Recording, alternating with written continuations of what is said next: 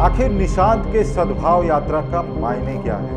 आज जेडीयू कार्यालय से पूर्व मुख्यमंत्री नीतीश कुमार के पुत्र निशांत कुमार ने सद्भावना यात्रा की शुरुआत की है। निश्चय रथ पर सवार होकर वो गांधी की धरती चंपारण से अपनी यात्रा की शुरुआत करने वाले। लोग आखिर पूछ रहे हैं कि इस सद्भाव यात्रा का मतलब क्या है?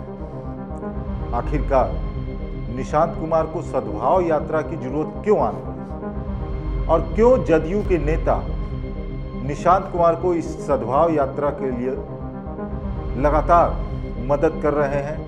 हर जगह जेडीयू के नेता, वरिष्ठ नेता और मंत्रिमंडल का जब गठन होगा उस वक्त मंत्री भी निशांत के साथ रहेंगे। तो ये निशांत को लेकर के जितने सवाल उठ रहे हैं, मुझे ये लगता है कि निशांत कुमार की यह यात्रा जेडीयू को फिर से एकजुट करने के लिए है। उनके कार्यकर्ताओं के मन में एक फिर से नीतीश कुमार वाली भाव जो है वो जगाने की कोशिश है, क्योंकि नीतीश कुमार बिहार की सक्रिय राजनीति से खुद को अलग कर चुके हैं।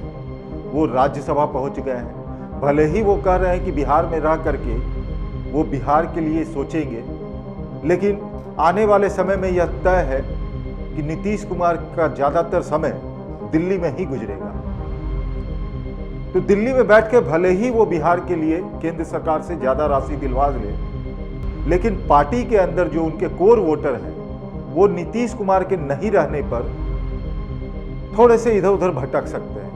उन्हीं को कंसोलिडेट करने के लिए निशांत कुमार इस यात्रा पर निकल रहे हैं। ये पॉलिटिकल पंडितों का राजनीतिक गलियारों में चर्चा का विषय बना हुआ। लेकिन मेरी नजर में अगर निशांत कुमार, आप याद कीजिए कि जिस वक्त बीजेपी के पहले मुख्यमंत्री के नाम का चयन किया जा रहा था, सम्राट चौधरी का नाम सामने आया था, उस वक्त यह भी तय था, लगभग तय था कि नीतीश कुमार के पुत्र निशांत कुमार, जो राजनीति में बहुत ज्यादा सक्रिय नहीं थे, वो बिहार के पहले डिप्टी सीएम बन सकते हैं सम्राट चौधरी के साथ। और उस वक्त जेडीयू की ओर से एक ही डिप्टी सीएम होता, वो होते निशांत कुमार। लेकिन नाम घोषणा होती उसके ठीक 1 घंटे पहले निशांत कुमार ने खुद मीडिया के सामने आकर के यह ऐलान कर दिया कि वह डिप्टी सीएम नहीं बनने वाले और पहले वो पूरे बिहार का भ्रमण करेंगे,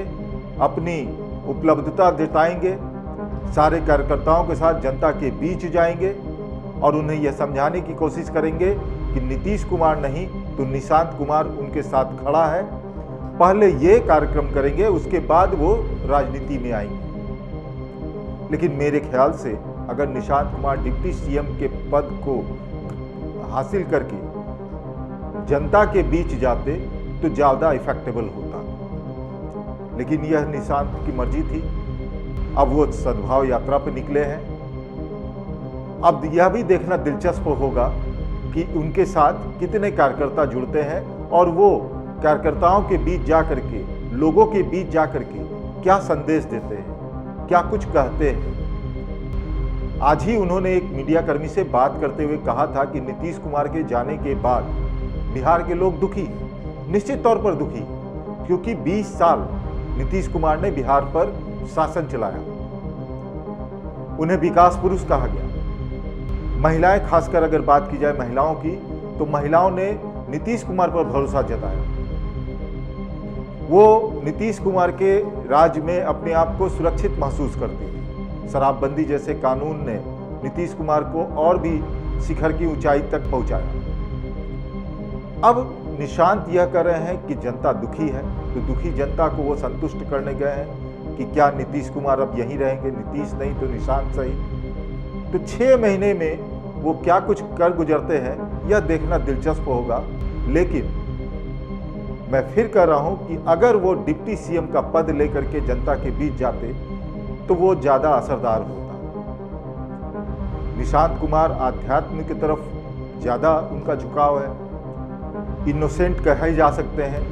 राजनीति के दांव पेच उन्हें नहीं मालूम कि किस तरह से राजनीति में दांव पेच खेला जाता है। दोस्त को किस तरह से साथ लिया जाता है, दुश्मनों को किस तरह से दोस्त बनाया जाता है। जो नीतीश कुमार में गुण थे वह गुण फिलहाल तो निशांत में नहीं दिखते, लेकिन आने वाले समय में ये राजनीति है, वरिष्ठ नेताओं का साथ है।